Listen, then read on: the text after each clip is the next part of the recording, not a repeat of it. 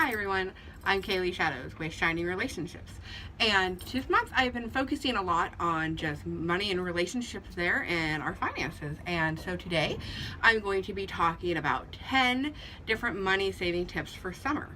Because we know that it's summer. Summer's finally, well, not officially here, but it's here. It's coming, and it's warm out, and it's just so beautiful, and the sun is shining and everything, and we're starting to look forward to all of this stuff in the summer. The kids are out of school, and we just have all these things that we want to do.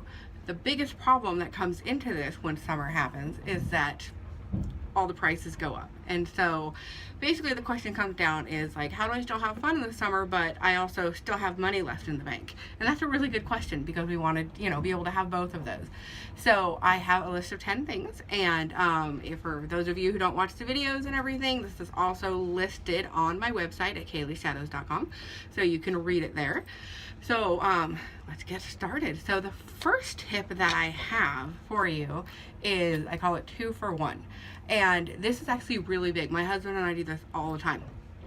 So a lot of times throughout the year this can happen, but in the summer it's really big. There's all these different places out there and stuff who do things from jet skiing to golfing to whatever it is that will run like 2 for 1 specials. And if you go on their website or their Facebook page and stuff, a lot of times you'll see when these happen. My husband and I found out just actually a couple weeks ago that our local golf course actually offers like a 2 for 1 deal on Tuesdays. So it's really inexpensive. We can go out there, we can golf, get a cart and all of that, and it costs us about $22. And it's really great. We go out, we're doing, 9 holes. It's, a lot of fun, and we're spending some quality time together. And it's one of those things that just basically is a great way of saving some money as well. So all of these things, as you're looking out and you're going, hey, I want to go do this and stuff, grab a buddy, grab your partner or whatever and stuff, but check out these 2 for 1 specials. It's a really good deal. So my next one is, there is also a ton of things out there that are free. Yes, free still does exist. I promise, it really does. And so there are tons of things in the summer that is so great because you can go do them and they don't cost anything. Things like going to the beach, going for a hike. There's tons of new trails out there all the time that you can go and check out. If you're not much of a hiker, especially experienced in it, then maybe stick to some trails that are a little easier, or even maybe consider having a guide take you, or a friend, somebody who's actually done these before. The beach is great. Doesn't cost anything to go to the beach. Go down there, you can sit there for hours, read a book, soak up the sun, play in the water, whatever it is. It's something great, and it doesn't cost you any money. So another one that I'm really big on is programs as in the library. Your local library, check it out. When is the last time you went to the library? This is a question I ask for everybody, as the author in me, of course, is like, go to the library and read. But the summertime is huge for libraries. I know our local library right now is doing this huge summer program, and they're calling it Libraries Rock. And it's really cool because there's like instruments everywhere and stuff, and it's just really fun. And it's a great place to go for you.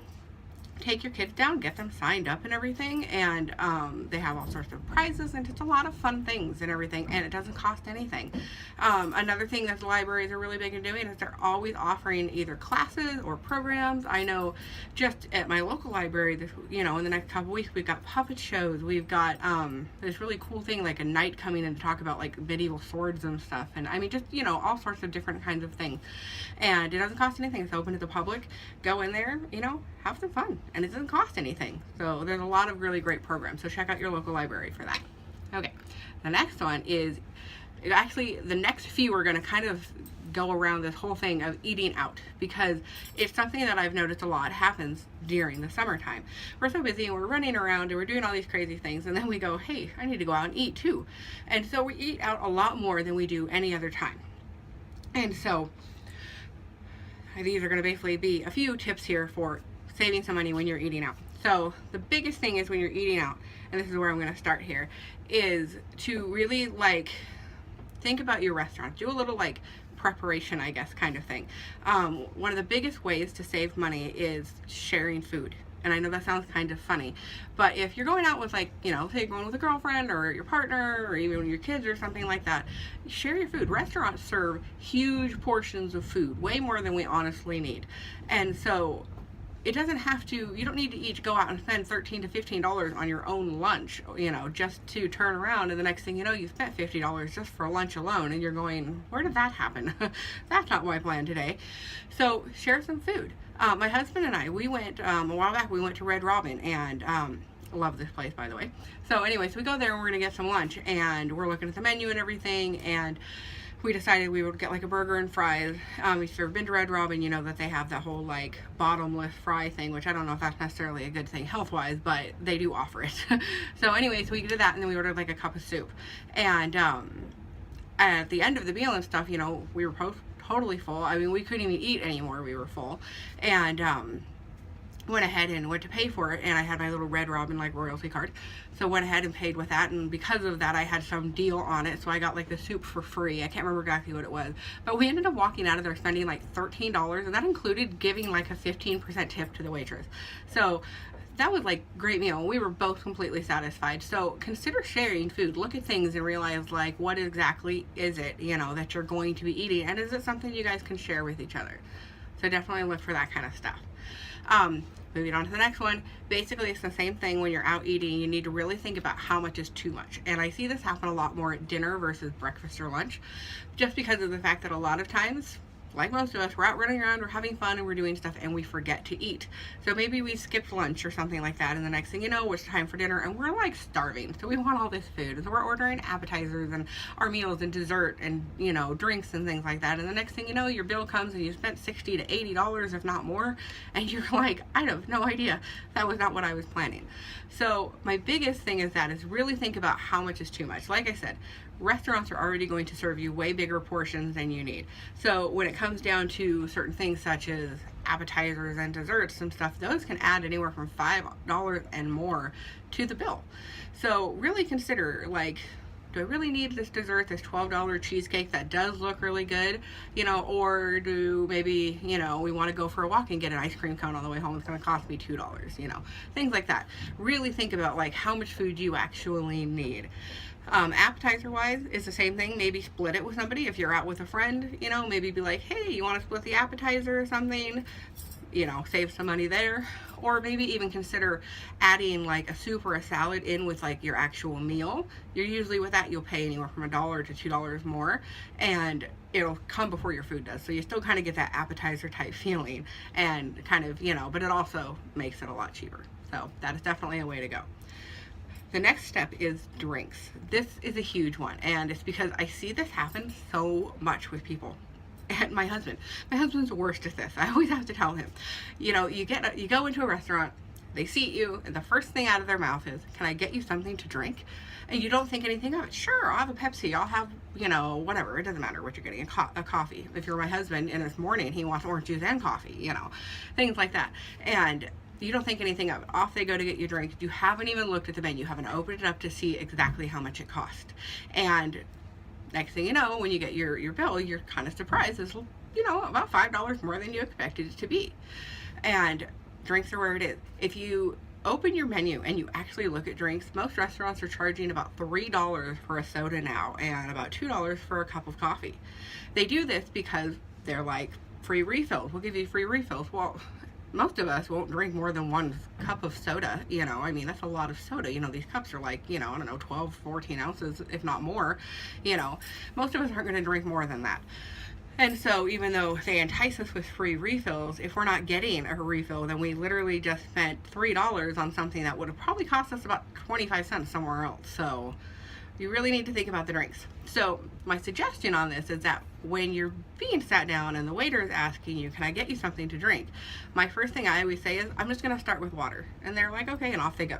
And this works out really well, because then you get your water and you get a chance to open the menu and really look and see what it is and to see how much one it costs and how badly do you really want it. I'm big on, we go out, I get water. I'm like, water with some lemon in it. I can drink as much as I want as a meal, and I'm satisfied and I'm happy, and it doesn't cost anything extra. Now, if you are one of those people who the water is just not going to be good enough and you want something else to drink, then the same thing. I'm going to come back to the sharing deal. Maybe consider that, if you're out with like your partner, there's a good chance you're sharing germs anyway. You're not going to really care if you share a soda. And since there's free refills, you can take advantage of that and you don't have to worry, and you end up spending only the $3. And I've had a lot of people say this where they're kind of like, yeah, but it's only $3. It's really not that big of a deal. Well, maybe to you it's not a big deal, but to a lot of us, that $3 can add up.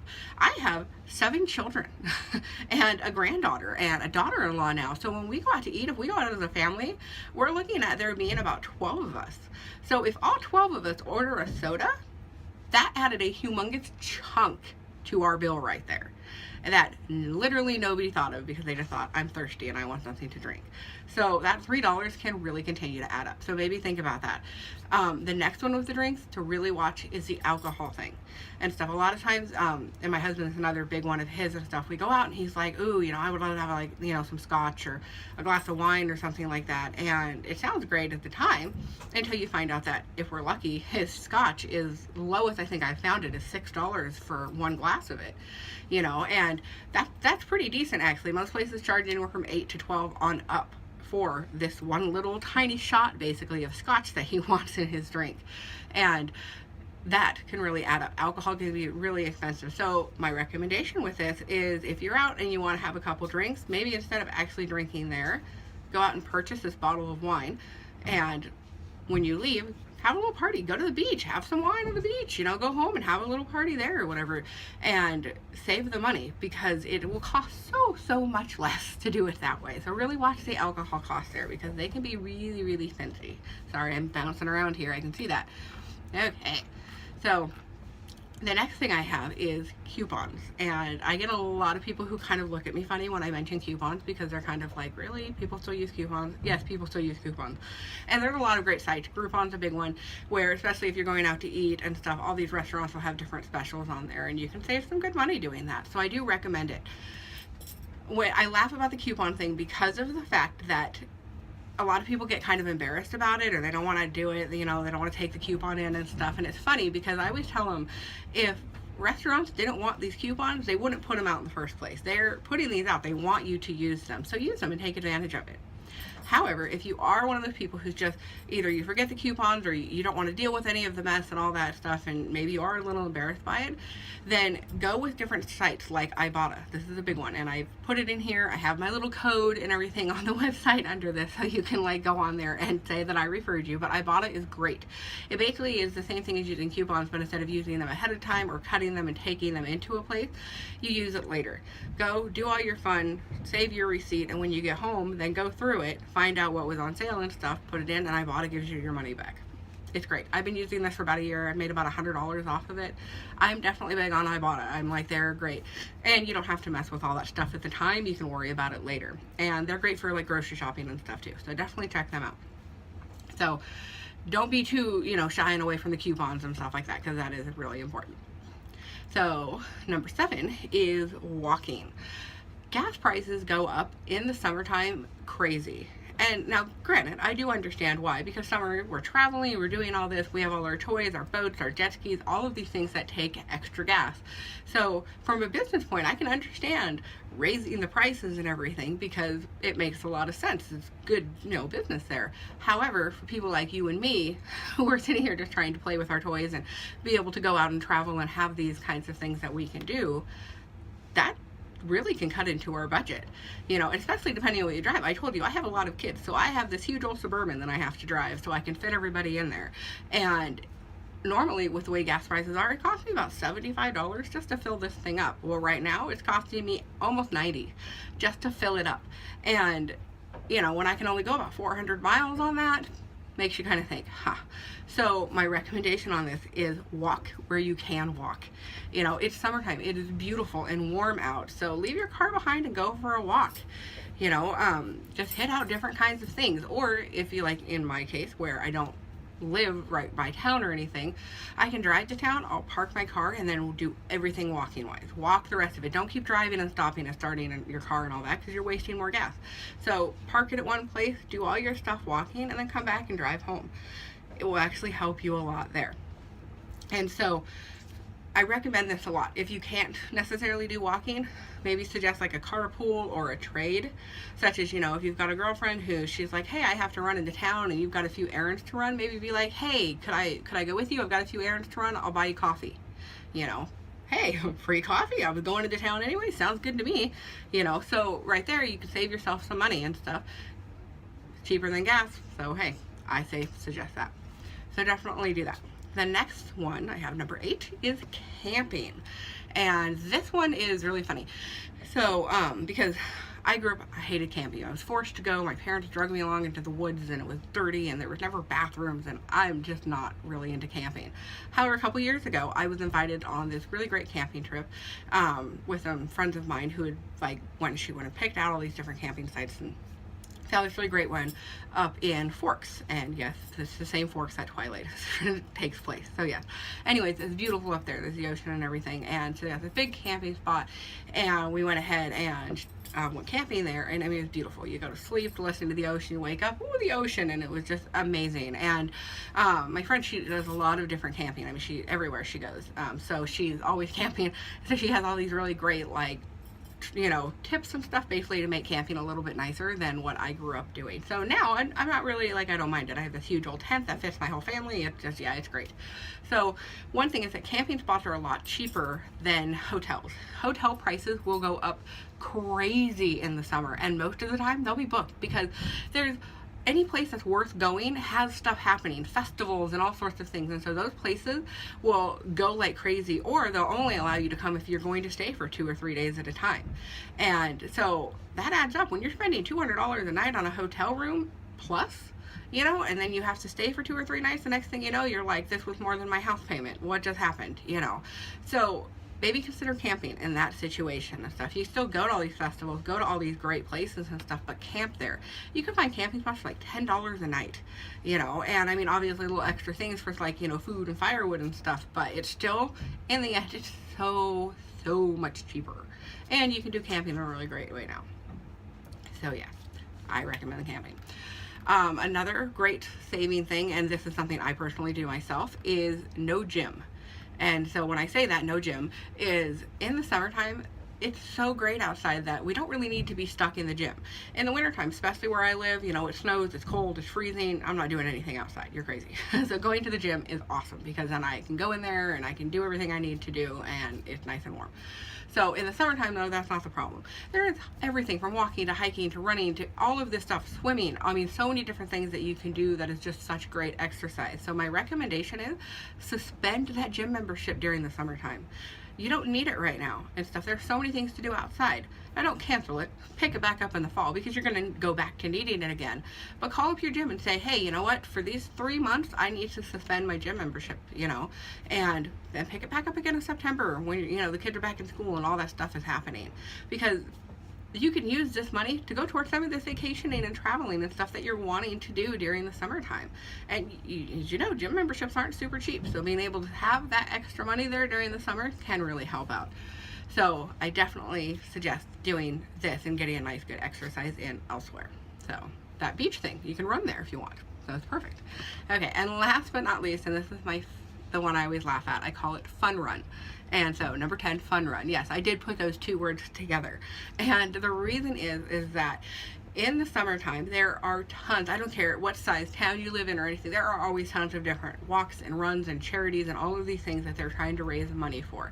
And this is a really good one that I really recommend for couples. I have couples who ask me all the time, okay, it's summertime and we're trying to get some alone time, we're trying to go out and do some fun things, but stuff is just so expensive, and even a romantic night away is turning into a few $100s. What do I do? And this is where I definitely say, I am this can be really fun. Sign up for one of these fun runs. My husband and I have one that we're doing in July. It's a glow run. We do it at night here in town, and it raises money. This year, I think we're raising money for a lady who has cancer, who lives in a local town, and help pay for some of her medical stuff. And so it's a great cause. And it was $10 entry fee. It was nothing, I mean, it's very minimal cost, and all of these walks and runs and stuff is like that. They're just trying to get some money raised for whatever these things are that are happening. So one, it's a really good cause. The other, you guys can train together, so right there you get some alone time and you can make it fun. Like I said, glow run, I mean, I'll probably have to take pictures or something because my husband and I are going to be head to toe glowing in the dark kind of thing, because I'm just definitely embracing the glow part of this running. And it is something that we can do together. It's for a great cause, like I've said, and it's also something that the 2 of you do together. I have a ton of other tips, by the way, for like couples and things like that are actually going to be in my book that's coming out later this year, which is my second addition to my Thrifty Travelers books. This is going to be about couples, and so I have a ton of things in there, but you'll have to read that in there. So yeah, these are the tips I had. So thank you very much, and have a great summer.